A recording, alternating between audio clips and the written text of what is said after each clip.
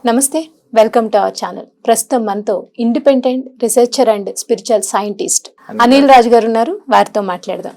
Sir నమస్తే అండి. Sir మీరు అన్నారు కదా నేను కొన్ని వాటిలో రీసెర్చ్ చేశాను అని. మీరు ఏ వాటిలో రీసెర్చ్ చేశారండి? బేసికల్లీ ఇప్పుడు రీసెర్చ్ అనేది కూడా ఎందుకు చేయాల్సి వచ్చిందంటే, మీరు గమనిస్తే చాలా మంది ఎన్నో కోర్సెస్ చేసి ఆ కోర్సెస్ ఎప్పుడైతే కంప్లీట్ అవుతుందో ఆ కోర్స్ లో ఇప్పుడు చాలా మంది ఇన్వెస్ట్ చేస్తారు. అయితే చాలా మంది ఏంటంటే లెర్నింగ్ అనే కాన్సెప్ట్ కంటే ఎక్కువ అర్నింగ్ అనే కాన్సెప్ట్ ఎక్కువ అయిపోయింది. ఇక్కడ నేను ఇంత డబ్బు పెట్టాను, నేను ఎంత సంపాదించుకోవచ్చు, అదే మెయిన్ మోటో ఉంది. అయితే నేనేం ఆలోచించానంటే, ఎప్పుడైతే ఈ 4 స్టేజెస్ నేను చూసాను, mental, physical, emotion, spiritual, lockdown తర్వాత కూడా నేను ఆలోచిస్తే ఇంకొక దాన్ని నేను యాడ్ చేయాల్సి వచ్చింది. అది ఏంటి అంటే, ఈ 4 జోన్స్ లా ఇంకొక జోన్ యాడ్ అయింది, అది ఫైనాన్షియల్. అయితే అప్పుడు కూడా నేను ఒకటి ఆలోచించాను, ఏంటంటే ఇప్పుడు ఇది సెకండ్ లాక్డౌన్ మనం చూసాం. ఇప్పుడు ఇన్స్టెంట్ గా మనకి సడన్ గా ఒక థర్డ్ లాక్డౌన్ అయింది అనుకోండి, మన పరిస్థితులు ఏంటి? మనం ఉండగలుగుతామా? ఉండలేం కదా అండి. అప్పటికే చాలా కష్టాలు, అసలు ఫైనాన్షియల్లీ చాలా సఫర్ అయ్యారు. చాలా మంది ఉద్యోగాలు అన్నిటి మీద ప్రభావం చూపించింది కదా అది. ఇప్పుడు దాని మీద కూడా మనం స్టడీ చేసి ఇప్పుడు ఏంటంటే ఫైనాన్షియల్ గా కూడా సక్సెస్ కావాలి. ఇంకోటి మీరు గమనిస్తే అన్ని ఖర్చులు అనేది పెరుగుతుంది, ఇన్ఫ్లేషన్ అనేది పెరుగుతుంది, అది కొంతమంది గమనిస్తలేరు. అయితే ఒక మిడిల్ క్లాస్ మనిషి ఫ్యూచర్ లో, అంటే ఇప్పుడే స్టార్ట్ అయింది, ఇంకొక 5 years లోపల మీరు గమనిస్తే పర్ మంత్ మీకు 1 lakh rupees అవసరం ఉంటుంది. మీకు 1 lakh వచ్చే ఇన్కమ్ మీ శాలరీ కానీ లేదా బిజినెస్ లో కానీ చేయగలుగుతారా? తక్కువ కదా. అంటే దీనికి కూడా సొల్యూషన్స్ రావాలి అనేది ఆ ఉద్దేశంతో మన రీసెర్చ్ లో మనం అది కూడా ఇంట్రొడ్యూస్ చేస్తున్నాం.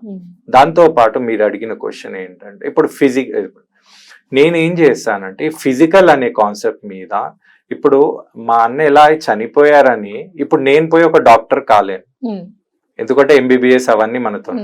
కానీ మనకు కొన్ని ఆల్టర్నేటివ్ థెరపీస్ అనేది ఉంది. అంటే మనం MBBS కాకపోయినా మనకి ఎన్నో వేరే థెరపీస్ తోని మనం క్యూర్ చేసుకోవచ్చు కొన్ని డిజీజ్లని. ఎలా అంటే ఆక్యుప్రెషర్ కానీ, మ్యాగ్నెటోథెరపీ కానివ్వండి, ఆక్యుపంచర్ కానివ్వండి, సుజోక్ అని కానివ్వండి. అయితే ఇవి ఏంటో తెలుసుకోవాలంటే మనం అవి కూడా నేర్చుకోవాలి. అయితే నేను diploma in acupressure, MD in acupressure, మళ్ళీ సుజోక్, మ్యాగ్నెటోథెరపీ ఇవన్నీ నేర్చుకోవడానికి కూడా నేను ఢిల్లీ, జైపూర్, బెంగళూరు అలా పోయాను. అయితే ఇది ఫిజికల్ కి సంబంధం. అయితే అక్కడ మీరు గమనిస్తే ఫిజికల్ బాడీలో మన ఎనర్జీస్ తోని వాళ్ళు డీల్ చేస్తారు. 5 element థియరీ అనేది ఉంటుంది. ఇప్పుడు మీరు బ్రెయిన్ కి వచ్చేటప్పటికి మీ ఆలోచనలు, అంటే మీకు ఐడియాస్ అనేది బాగుంటాయి. అయితే మీకు దానికి ఏం కావాలంటే మీకు NLP అనేది కావాలి, న్యూరో లింగ్విస్టిక్ ప్రోగ్రామింగ్ అంటారు.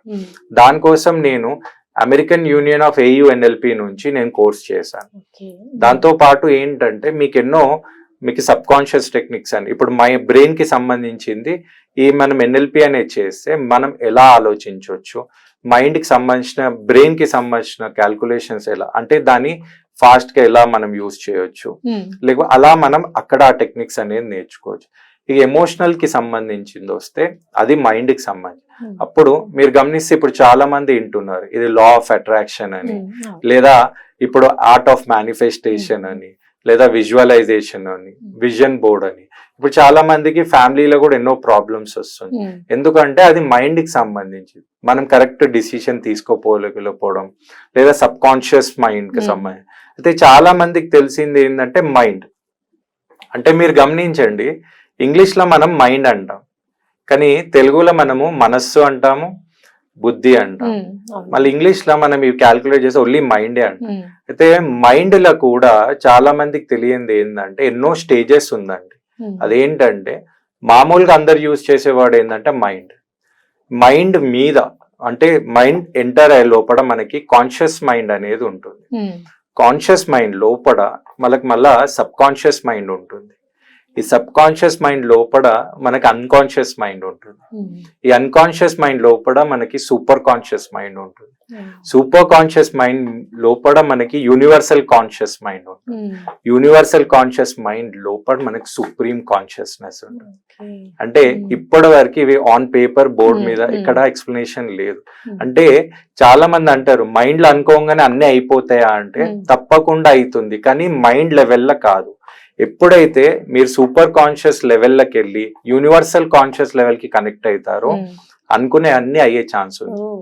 దానికే మనం లా ఆఫ్ అట్రాక్షన్ అనేది ఉంటుంది. ఇక స్పిరిచువలిజం కి వచ్చేటప్పటికి ఇక్కడ చాలా మంది మీరు గమనిస్తే ఒక మనిషి లైఫ్ చేంజ్ కావాలంటే న్యూమరాలజీ చేస్తే, నేమ్ అడ్జస్ట్ చేస్తే లైఫ్ చేంజ్ అయిపోతుంది. ఇంకొక వాళ్ళు అంటారంటే ఆస్ట్రాలజీతోనే అవుతుంది. ఆస్ట్రాలజీతో పాటు నాడీ అనాలిసిస్, నాడీ జ్యోతిషం అనేది ఉంది. దాంతో పాటు కొంతమంది వాస్తు అంటారు.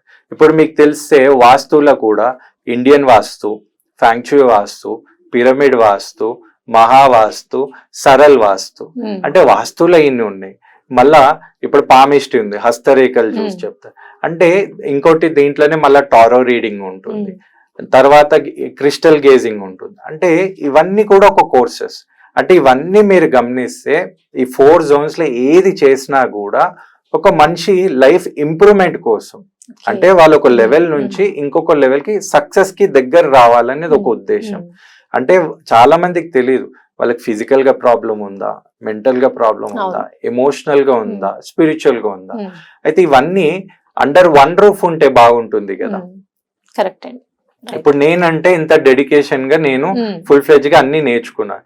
ఇప్పుడు నేను ఎవరితో నన్ను సజెస్ట్ చేయను, లేకపోతే వాళ్ళ దగ్గరికి వెళ్ళండి అంటే వాళ్ళు కరెక్ట్ ఇయ్యలేరు అనుకోండి, నాకు ఆ రిజల్ట్ రాకపోవచ్చు. అందుకే నేనేం అనుకున్నా అంటే ఇవన్నీ నేనే నేర్చుకుంటే బాగుంటుంది కదా అని ఆ ఆలోచనతోని ఒక స్టెప్ బై స్టెప్ అన్ని నేర్చుకుంటూ పోతే 21 years లా ఇవన్నీ నేర్చుకోవడం జరిగింది. దేవుని దయ వల్ల 2024 December 5th కి నేను కోర్సెస్ అనేది అన్ని కంప్లీట్ చేశాను.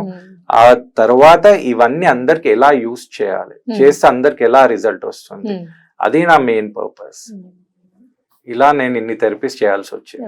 రైట్, చాలా థెరపీసే చేశారు మీరు. చాలా గ్రేట్ అసలు. 21 years అంత డెడికేషన్తో చేయడం అంటే చిన్న విషయం కాదు. సో థ్యాంక్ యూ అండి.